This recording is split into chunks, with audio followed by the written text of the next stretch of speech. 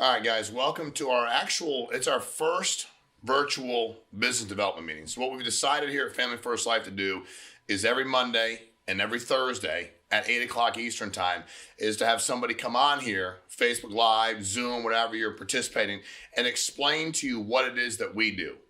30 minutes, our time, your time. And the reason we decided to do this, it's twofold. Number one, there are millions of people every week that I'm reading about that are filing for unemployment. They were gainfully employed. The situation we're dealing with has changed that. And now they're looking for an opportunity to make some money. And obviously with what we got going until May 1st, we're back to business development meetings. And May 1st, we travel all over the country. But for right now, for the next month, we're going to be socially responsible, do what we have to do, abide by this. And we're going to do these because we want people to still be able to hear what it is that we do. At the end of the day, again, my name is Shawn Meaike. I'm very proud and honored to be the president of Family First Life. We have an amazing team all over the country. The reason we're good is we have an awesome team. Company was launched December 12th of 2013. Very simple concept. We wanted to put the clients that we service and the agents that we service before the company. And if we made every decision like that, we would do well. Give you a little bit of background about me so you understand where I come from. I didn't know anything about life insurance sales growing up. Nobody in my family had life insurance. I was raised, my mom worked 3 jobs. She worked really hard. I wouldn't say any of those jobs were high paying jobs. I think she just worked really, really hard to give me and my brother, the things that we needed to have to be able to get by. We would move because my mom would have to balance the money and the apartment and the rent and the utilities and all of that. So I watched her struggle quite a bit, not for lack of working hard. She was one of the hardest working people, if not the hardest working person I've ever met in my life. So she worked really hard. It was just like she was always working for somebody else. And those things could change at a moment's notice. She could be let go. Matter of fact, she worked for a company for 15, 17, 18 years. And then they just walked in and said, hey, here, have a nice life. And here's 1 week severance. So I learned a lot growing up that I really wanted to control my own situation financially. That I knew that I always had jobs growing up. When I was a little kid, I worked at McDonald's, grocery stores, wherever we could at 14 years of age. Back then we would work. Your mom or your guardian would sign it was a working test period, something like paperwork that you could sign if you were under the age of 16 to say my son or daughter or whoever, grandson, granddaughter, they can go ahead and go to work. So for me, I always worked. I went to college to play baseball. I didn't go to college to get a degree. Nobody in my family really had any college. So I was just like, I'm going to go and play some baseball. I'm going to want to play baseball as long as I can. This seems like a lot of fun. I was like everybody else that was decent. I was like, I'm going to go play and I'm going to go do this and I'm going to play at this level. And then I went to college. I was like, man, they're all like really good. And I'm not as good as I thought. And then I just really fell in love with what I was studying. I was like, if I can't make a really good living doing this over here and make a significant impact, then I'm going to go ahead and get a degree. I was a business major and I switched over to social work. The reason I did that is I really, really enjoyed the concept of helping people. I thought probably partly the way I was raised and stuff that I went through, I guess I just wanted to be there for other people that were going through stuff. For me, there were a lot of things that I identified, and I went and got my degree, and I got a job working as a child protective services worker. So I worked with kids that were designated to be abused and or neglected or both. I would go out to their house and I would sit down with the family and sit down with the kids, come up with a game plan. If they couldn't remain in their home, I would have to remove them from their home, which I never wanted to do. But if they were unsafe, we did. And I worked that job, diligently 13 years. And the reason that I decided to start looking to do something else wasn't that I didn't love my job. I love my job. But I was working 60, 70, 80, 90, 100 hours a week. I'd work as much overtime as I could. And I was doing all that to just pay bills. Because, you get a couple kids, you got expenses, there's all kinds of things going on. So for me, I got involved in real estate. And I did real estate for 4, 5, 6 years. And 2008 happens and, the market crashes. If you went through it, you were there. It wasn't like a day crashed. And then I got out of real estate and I found life insurance. I was introduced to the concept of mortgage protection life insurance in June of 2008. And there was a gentleman that was buying a property. He was the real estate agent for the seller. He said, you should get involved in life insurance sales. And I said, why? He said, it's very lucrative. And I was like, all right, well, fine. I mean, but everything kind of sounded too good to be true, right? So I was like, I don't know. I was raised like a lot of people, you know. I never thought you could make a lot of money. Nobody around me made a lot of money. So I was just like, all right, well, how do you do it? And he said, well, you know, mortgage protection is basically a term life insurance policy that if the person lives, they get all their money back. That was crazy intriguing. I was like, actually, I'll tell you what I said. I said, dude, that's no way that's like for real. And he's like, yeah, the insurance company has, if it's $250,000 mortgage and they have a 30-year mortgage or they want to take out a 30-year policy that for the entire 30 years, if they die, it'll pay $250,000 to their beneficiary, pay the house off, have some money to do what they got to do. And if they live, which they hope they do their 30 years, then they're going to get all their money back. 100% of it. And I was like, well, that makes sense. That I could do. How do I get my license? So he says, all right, we'll go online. You can go right into this exam course, ExamVex, go online, do everything, and you can get done in a couple of days. I had my stuff done online, I think, in 3 days. And then I said, what do I do now? He said, contact the state, because I lived in Connecticut at the time, contact the state of Connecticut, and sat down for the test, passed that. And then I applied for an insurance license with the state. They just make sure that there's no reason they're concerned about you meeting with people to help with life insurance. And I have my license. So from class online to have my license was probably 2 weeks. And I was like, all right, well, now who do y'all call? And he said, well, we have leads. We call the people up. They fill out a form. They ask us for help. In real estate, we didn't have leads.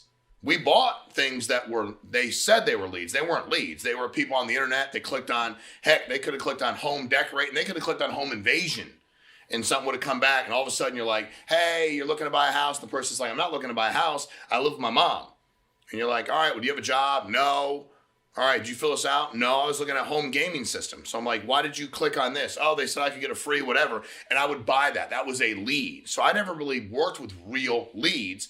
So I started calling these people up that asked for help, and I realized they wanted the help. So I got really excited. I did that part-time for about a year, and then I transitioned full-time after 1 year of working in the state as a social worker still, and then doing this. And the good thing about this was it allowed me, when I was at the state, some of the things that started to frustrate me was I had people that supervised me that didn't know what they were doing.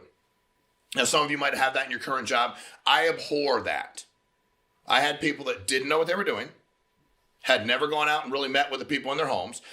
I had done it for 13 straight years. I was good at it. If I went to your house, I knew what was going on. I could look at a situation, assess safety. Every family's different, right? Just because this family does X doesn't mean the kid's unsafe. And this family does Y doesn't mean the kid's safe. So I would assess all that. And I would get some bosses that like to micromanage. Those that can't manage would micromanage. They wanted to micromanage me and tell them what to do. And I'm like, but if the kids aren't unsafe or they are unsafe, help me out. And I had some very significant things happen on my caseload when I was like, don't do this or do this. And they wouldn't listen to me. So I was like, I'm not doing this anymore. Y'all are sitting up in your ivory tower making decisions. You don't even know what you're doing. If I've been doing it 13 years, I'm good at it. If I tell you I'm safe, the kids are safe. Matter of fact, I look back and think about the very first appointment I went to. I was 21. And I knocked on this lady's door and she ripped the door open and she said, who the, beep and beep and beep are you?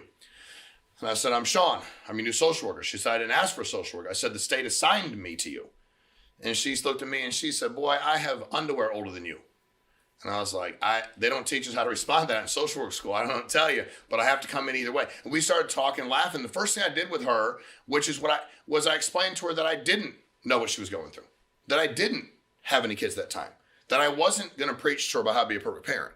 But what I was going to do is work my behind off to help these kids. That regardless of how old I was or I wasn't, or whatever experience I did or didn't have, that didn't matter. I wanted those kids to be safe.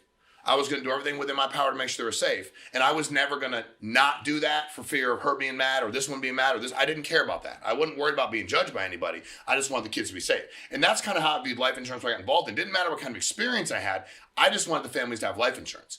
So December 12th of 2013, after I'd been doing this for about 5 years, I didn't like the industry itself. Like I liked what it could do, but I didn't like the way things were being done. Like I thought, you know what, I think we can do it a different way. Everybody's got their own way of doing it. Everybody's in business. It's a phenomenal industry. If somebody's doing it one way and it works, good for them. I just knew as an agent, I really wanted to have a company that was going to cater towards people like me. Because I believed that I should make a significant amount of money doing this. I was doing most of the work. I wanted to keep most of the money. I thought that was fair. So December 12, 2013, we launched the company. And we launched under a few core concepts that have not changed. And they're not going to change. They're very, very simple concepts. I have to let you know in advance, I write like a third grader, maybe. So if you can't read, I apologize, but I'm going to tell you what I'm writing, okay? The first thing for us was we wanted to have top compensation. We wanted people. the agents that were in the field to get paid really well. We didn't think they should start a really oppressive level and have to spend forever trying to move their way up while the big machine got really wealthy. So we had our top compensation at 140%, which was much higher than any other top compensation we saw. I still think it is. And that was realistic. You could get your way up. You didn't have to start crazy low. We just want everybody to go ahead and have a fair rate of return on their time, because me, the agent, and if you know nothing about this business, we take a lead. We call people up. It's a lead comes in for social media, direct mail, internet. Somebody says, I want this product. Mortgage protection, which covers your mortgage, gives you all your money back, talked about earlier, return on premium, or whole life, which we call final expense. You're above the age of 50, below 86. You get something in the mail and says, hey, you want to pay for your funeral expenses, leave some money to your family, take care of whatever, and you get that. So you already said you want it. All we do is call you up, Tom, Shawn, I'm with the benefit center, whichever one it is. I got your form. You fill out and send it back to us. I need to come out and get you the information. That's it. It's simple. Well, can't you give me the information over the phone? We have to see you because we need to verify that you are who you say you are, and you have to answer some health questions to see if you're eligible. But when you come out, everything you could say is not hard to get by, because I need to come see you, and we get someone in back. And what I realized is everybody that filled it out pretty much wanted it. So it wasn't very complicated. Go out to the house, sit down with them, ask them a few medical questions. Everything's electronic application. You do it on your phone, iPad, computer, whatever. You do it right in front of them. It does a script check on them. And medical questions, very simple. It's a number of questions. It's not that many. You ask it to them. It says yes or no. Yes, it's approved. Boom, here's how you start. Money comes out of the account and you get paid. So if you're at 100% compensation and the policy costs them $1,000, you're going to get advanced with 75%, but you're going to get $750, and then you're going to get the other $250 at the end of the year. You're going to make $1,000 for an hour's worth of work. And I was like, this is crazy. I can do this, and I can do it many times. So I really, really loved it. But I also realized that if I'm going to be at a 50 or 60 or 70, which we're low, it's a heck of a lot different when I'm at 100, 105, 110, work my way up to 140%. So our compensation is very high because you, the agent, do most of the work. If you're going to get involved in life insurance, if you're going to be the one that calls, the one that books the appointment, the one that runs the appointment, the one that sits and meets with the family, the one that calls them after it's approved, how in the world are you not entitled to, most of the money? You are. Now we got to run a company. We're like a law of large numbers. A little bit of a lot adds up. So top compensation is very important. Number 2 is renewals. A lot of people work for many years, sell a lot of life insurance, and don't get to keep their renewals. What that means is a lot of the policies have renewals on them. The whole life does, fixed index annuities, index universal life, even some of the stuff we've seen recently with term, some of that stuff these companies have built, you have renewals. When the client renews the policy, he or she hits a year and decides they just keep paying it, because that's what they do. Every year you get paid again and again and again and again.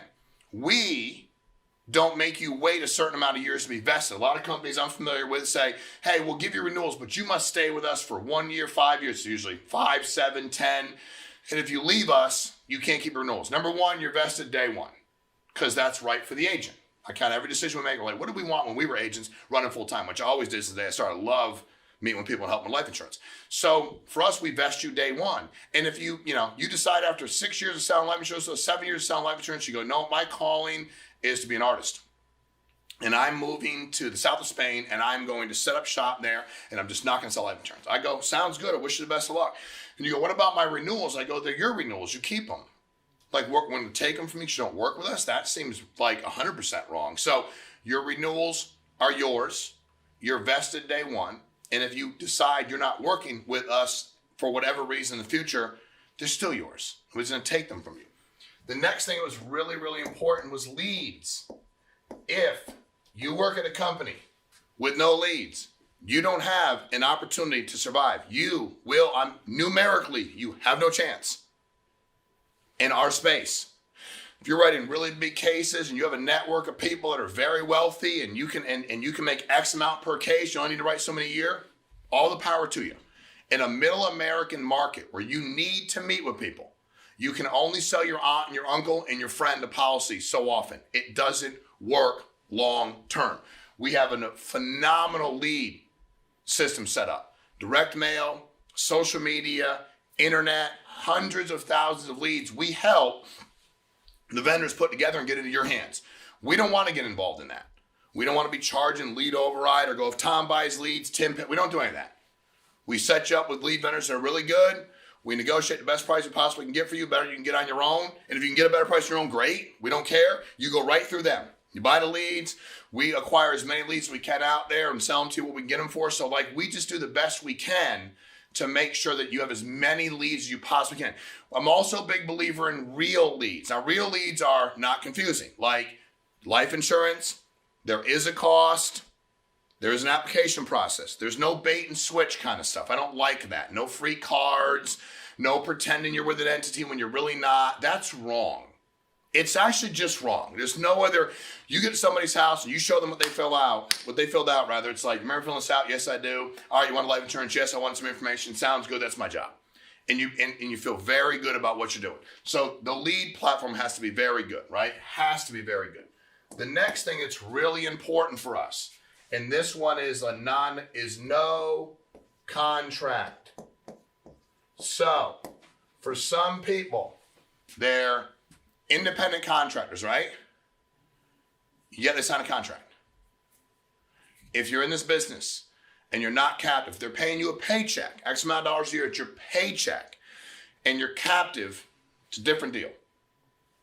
You're an independent contractor. Nobody's been able to explain to me yet how in the world you'd be obligated or it's in your best interest to sign a contract. Because it's not going to help you. It's the entity that wants to hold on to you and has their right. Where's the consideration for you signing a contract? You can get carrier contracts, you can get all that stuff from us with no contract. So if you're brand new, you're thinking about getting a license, you're in customer service, you're a wait staff, you work at a casino, you work at any of these multitude of jobs that you find you now currently trying to get back to work. Your social skills are probably better than mine. You like people, then you'll do really well at it. And heck, if you've never been in the business, work at the company that has no contract. Because if you don't like working here after 2 months, 3 months, so be it. There's no contractual relationship. We believe that if we treat you right, do the best we can by you, stay out the way, put you in a good position to win, then you'll want to work with us. And that seems to make my life a lot easier. I don't need to chase it around. So we have no contract. A lot of folks come to us and they come from a contract. They sign these contracts that are 25, 30 pages long, and most people don't read them. And they're usually, everyone I've read is heavy-handed to protect the entity, not the agent. Because all the stuff you can get, you're already getting, okay? So we have no contract with Family First Life. I'm not familiar if somebody else doesn't. Great, good for them. I hope none of them do. I wish they'd all just get rid of it in general. That'd be great. I'd be happier because people would be in a better position than they are now. All right? So, training. Why is training so important?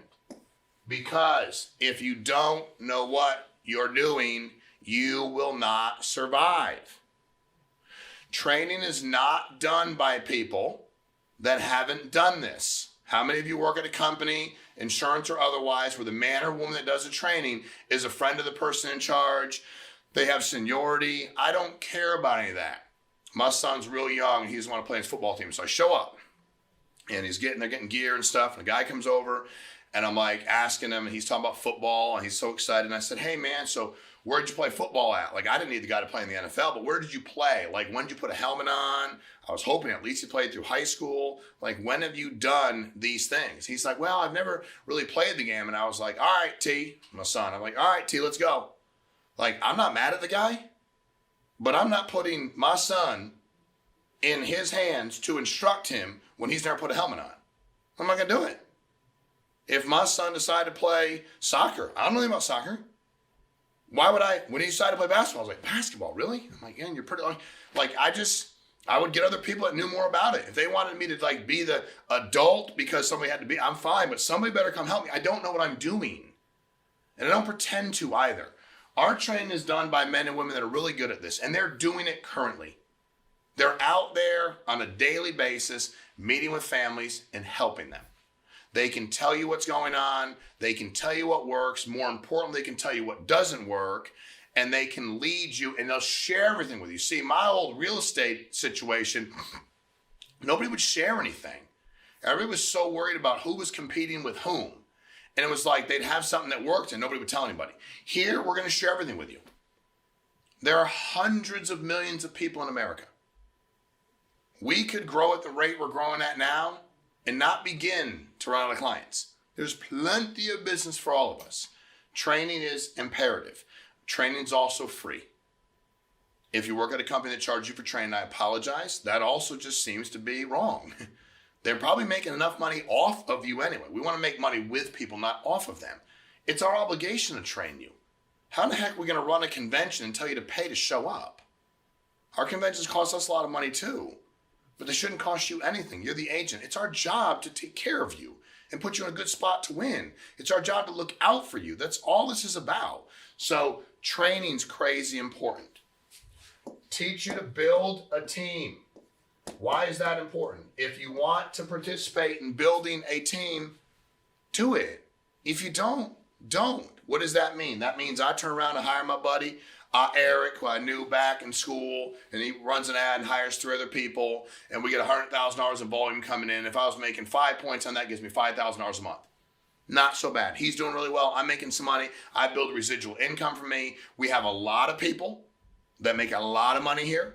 I think if you look at, we've done some amazing deals lately where you've seen people be able to partner. We did an amazing partnership in October with a phenomenal company called Integrity. We wanted to give back to the agents and put ourselves in a better position to have the resources and the capital we need to grow it. And it's unbelievable. You look at the amount of men and women we have and the amount of money they're making, that makes me feel real good. You know, somebody said to me early on in the company, these couple people are making more than you are at the company. I'm like, I don't care. It's all going to work itself out, man. We just need to serve people. The money's the money. It's fine. And I don't get enamored with that stuff anyway. Like, we just want to grow the company. So building a business allows you to hire anybody you want, anywhere you want. And we put people, I think, in a phenomenal position to do that. Because of all these things, it makes it really, really simple for us to hire agents, whether they're experienced or not. A lot of our agents never been involved in life insurance sales. I didn't even know what a life insurance application looked like. I didn't know anybody in my family that had life insurance, not one person. I don't even know that I knew anybody that sold life insurance. I, growing up, just letting you know, thought it was for insanely wealthy people. That's what I thought as a kid. I was like, life insurance, I just think that's more like estate planning stuff. Or like, I just didn't think, nobody came to my mom's apartment ever and tried to knock on the door. We service middle American families. Will we help everybody? We'll help everybody. But our sweet spot, if you will, and bread and butter, what we do is mortgage and final expense, is going out to people's homes that are middle Americans and helping them because they invited us to.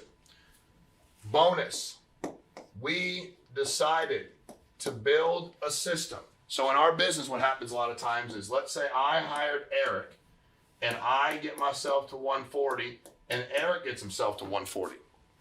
What a lot of companies say is, hey, congratulations, Shawn. Go find some more guys and girls like Eric. And I'm like, but I did a lot of work with Eric. Like, I don't want to make any money off him and I never want to keep him. I want to make money with him, but I never want to hold him down. But can I get paid? We come up with a bonus program that takes your comp from 140 up probably an additional 9 or 10 points so you can continue to make money, and everybody's always making money. That money never runs out. We're paying just this year in bonus money, we'll pay close to $7 million, Family First Life, to the top men and women at the company, extra money. So they'll get paid for making sales, crazy good comp. They'll get the renewals for making their sales, which is outstanding. You know, they have leads. It's about the only expense you're going to have, because like we don't charge for anything else. Gas in your car, I guess. You know, if you're like, do I need an office? Not when you start. You see, you need a car. You need a car and a phone. If you have a car and a phone, you're good. And then you get some leads. You know, we have phenomenal training, so wherever they are, even if you're in Connecticut and you hire them in New Mexico, it doesn't matter. We have a phenomenal training platform. You can build a business again and hire anywhere, because we have, I think right now, 175 meetings a week. Like business development meetings a week. So you'll see this because of what we're doing for the month of April till we get back rolling, country's rolling May 1st. We're very excited and want everybody to be okay and be crazy socially responsible. Our business can be done regardless. Be like, how you doing now? We've been deemed essential by every state I've seen. I tell everybody check their state, but every state I've seen has said insurance services are essential. And our guys and girls are only meeting with 1 or 2 people. So certainly it's not a big group. People, it's not dense. And keeping social distance meeting with people is not complicated. So they can certainly sit 6, 8, 10 feet away from them. sit with them in their house from that far. They can sit with them outside if they want to, sit in a lawn chair. They can be in a driveway. They can call them up from the car or the driveway, and the person can, text their driver's license. You can text your insurance license. There's so many ways to do this, which allows us to be essential. And because of electronic application, if we were going through in 2008, what we're going through now, it would have been very difficult. This is not difficult at all. We do this from a social distancing standpoint. That's just the way it works. Our leads are like that. They're social media, they're direct mail. So it really allows you to go ahead and have the training, build it, and then having the bonus where you can make significant money. We have guys and girls that get $1 million a year in bonus money. Do we have a lot of millionaires? Yes. Legitimately, yes. Do we have a lot of people make over 750 grand a year? Yes. 500? Yes. Come to our convention. Our average agent issues over $100,000 a year. Average agent. So we have some that are part-time, might not do as much. We have some that do a heck of a lot more than that. But our average agent, so when you look at top comp, the renewals, the leads, no contract was very important. Phenomenal training, building a business, having your bonus. For me, I can't think of anything else that you would really need to have for your platform. Now, what I can tell you is this. Is life insurance sales for everybody? Well, first of all, when people tell me this is life insurance sales, I always kind of go like, I don't know, because I was in real estate sales. And real estate sales was chasing people down that I didn't know if they really wanted to buy something or not, or get their listing. We were all competing for like this one listing. That was sales, man. Like that was definitely sales. If I'm in a furniture store and they're coming, like that's sales. They may or may not, probably don't need the furniture. They probably already got something. But when life insurance, when people fill out forms and mail them back to you, they mail them back to you. And they raise their hand and say, I want some help. I think we're order takers. Our job is just not to screw it up. It's kind of the best. And I'm not trying to be mean, but I mean, our clients want our help. And I'll tell you this. I've been in this business for 3.5 full months. I'm selling some life insurance. I definitely want to help people. I've not had anybody die in my caseload. I'm 3.5 years in. Social work, I went through all kinds of death and more. It was terrible. And I just was like excited to be selling life insurance. And I think I was passionate about it. I mean, I thought I was at least. And most everybody would say yes. I think if you go in our business, you're going to, over half of them are going to say yes without you trying much at all. And then you work a little bit, you'll get there at 25%. I think you'll be 75%, 80% close ratio just by following the training we got. It's pretty presumptive. There's not a lot to it either. So if you're looking for a lot, we don't have a lot to it. This is not complicated. But I went out and met with a lady, and she answered the door and immediately told me that, she had pancreatic cancer, stage 4 pancreatic cancer. She's just like, she was in her 40s. So I just want to fill this out just as a shot in the dark. She immediately is like, I'm sure you can't help me. And I was like, man, all I could do is sell you a policy that you'd have to live 2 years. And then if you don't, you'll get premiums back. Your beneficiary will plus this percentage, but it's not going to be a full death benefit. She's like, I don't have that long to live. There's no doubt about it. I don't. I just kind of said, I'm sorry. I was very upfront. I had a great conversation. And around the corner come her husband, and he's yelling and screaming at me. He's a big guy. It looked like he just walked off a WWE match, right? And he's kind of yelling at me, and I was like, man, what's going on? And he's like, you need to get out of here. And he's, swearing a little bit. And I just immediately was like, hey man, I immediately knew he was frustrated. He was going through some terrible stuff in life. This all made perfect sense. They had young kids. I got it. I mean, he wasn't like throwing lamps at me and stuff. He was frustrated. So I just kind of listened a little bit. So I heard him, I'm sorry. I didn't, and I said, but listen, bud, do you have any life insurance? Oh my God, he got very angry.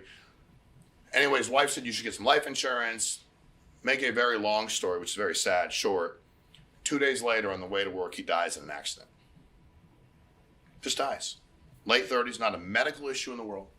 Took the policy, drafted immediately. Family got $250,000. She passed not too long after that. These kids had $250,000 for their caretaker they would have never had. He said he had a policy through work. Come to find out it was $10,000. He thought it was more. It was 10 grand. So the only money they really had to help set these kids up in the future was that money. So that changed my life. I started realizing that anybody can go at any time.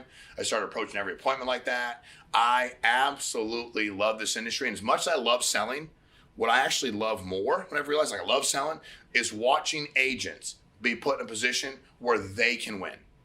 Watching agents do that is such an amazing thing for me that I can't even tell you how happy I am.